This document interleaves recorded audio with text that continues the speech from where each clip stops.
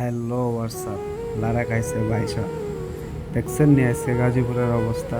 মেঘলা আকাশ, কিছুটা টিপ টিপ বৃষ্টি হচ্ছে, জুড়ে বৃষ্টি হওয়ার সম্ভাবনাও রয়েছে। আকাশটা কিছুটা মেঘলাই দেখা যাচ্ছে। ভিডিওটা আসলে আমাদের অফিসের ছাদ থেকে তোলা।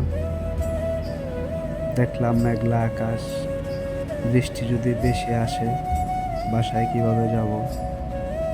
ছাতাও তো আজকে আনি নাই, অফিসে আসছি, অফিসের ছাদ থেকেই তোলা। তবে যারা যারা ভিডিওটা দেখছেন তারা অবশ্যই লাইক কমেন্ট শেয়ার করবেন।